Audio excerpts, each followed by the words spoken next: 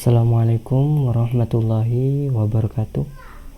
Perkenalkan, nama saya Muhammad Khalilur Rahman, Pradi Teknik Komputer, golongan D dengan NIM E322111889. Di sini saya akan menjelaskan tugas proyek mata kuliah workshop komputasi awan. Oke, di sini terdapat 4 folder utama, yaitu backend, database, frontend, dan gateway. Backend di sini menggunakan bahasa Golang. Untuk database-nya kita menggunakan MySQL dengan versi 8.0.0. Untuk front-end-nya kita menggunakan Nuxt.js dan Tailwind.css. Di sini folder gateway untuk mengatur keamanan website dan akses web. Untuk backend kita memerlukan Docker file terlebih dahulu untuk menjadikan image pada Docker. Untuk menjalankan backend menggunakan Golang .1.17.1. Backend di sini akan bekerja pada direktori app. Setelah itu kita mendapatkan perintah mengcopy go.mod dan go.zoom. Di sini untuk mengcopy modul-modul apa saja yang diperlukan untuk menjalankan backend. Setelah itu, untuk mendownload modul diperlukan menjalankan run.go mod.download. Untuk menginstal modulnya, kita menjalankan perintah ini. Setelah modul terdownload, kita mendapatkan perintah copy semua file yang terdapat pada backend di sini. Untuk menjalankan backend diperlukan perintah go build -o strip pegawai backend, dan backend di sini akan terekspos pada port 1323.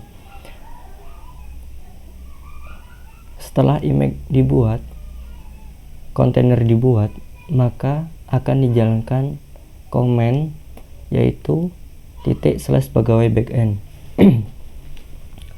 Setelah itu database yang digunakan yaitu MySQL 8.0.0 untuk menyimpan data saat kita menambahkan data-data website yang akan kita gunakan. Setelah itu frontend.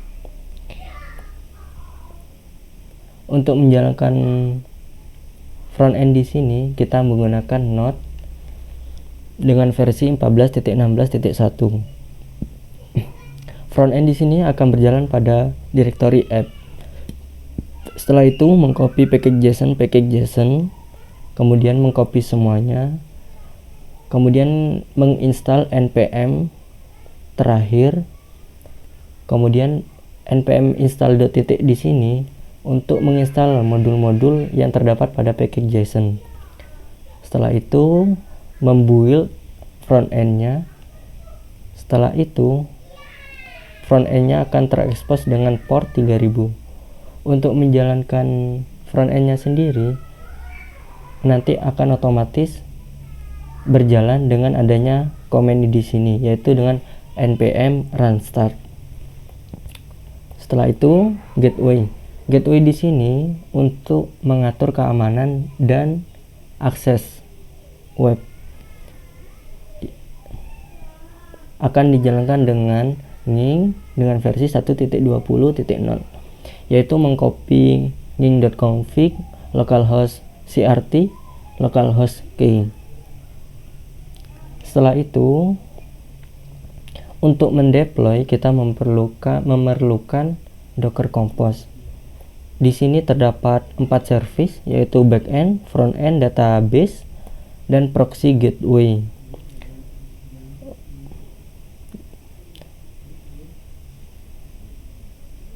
Backend di sini akan dibuild dengan konteks backend, akan terekspos dengan port 1323.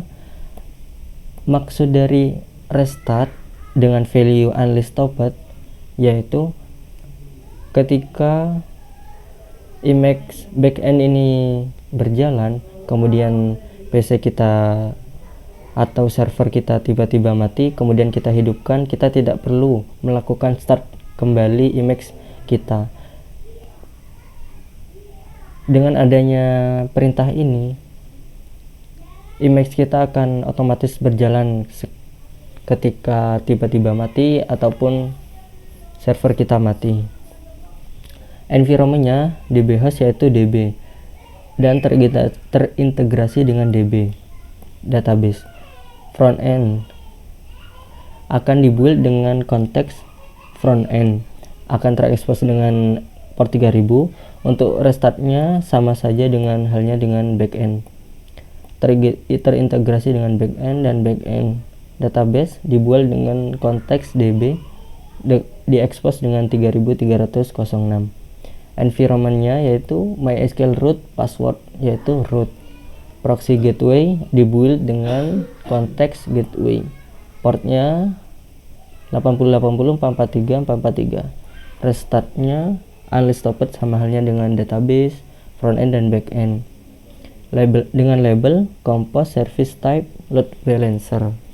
Kemudian untuk mendeploy kita jalankan perintah docker compose -f, kemudian file docker compose-nya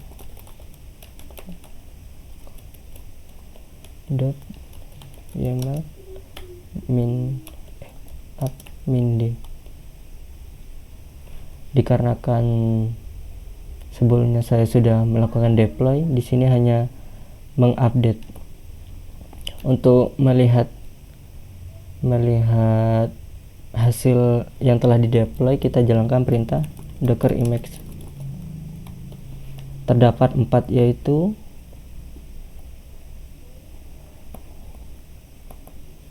go ini sama dengan MySQL, bukan yang ini.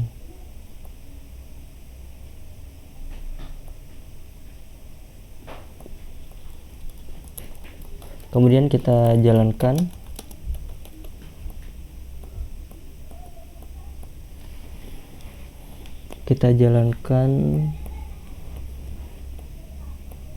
front end-nya terlebih dahulu. Docker start, kemudian back end-nya docker start, kemudian gateway-nya docker start,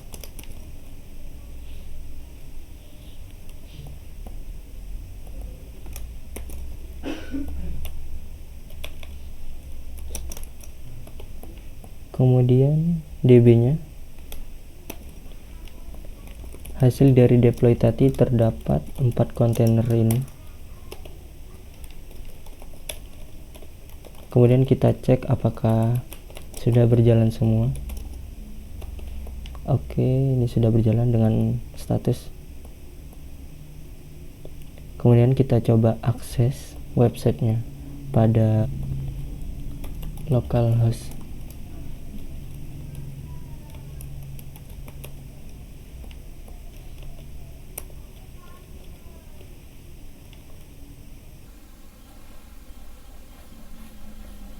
Berikut merupakan tampilan dari website yang telah dideploy. Kemudian kita mencoba menambahkan pegawai.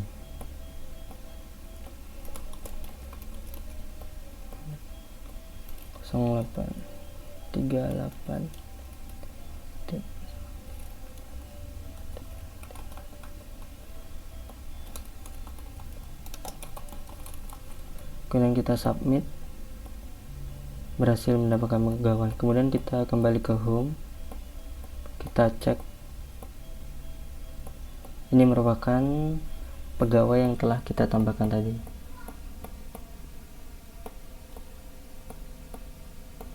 Sekian dari saya. Mohon maaf apabila terdapat kesalahan. Sekian, terima kasih.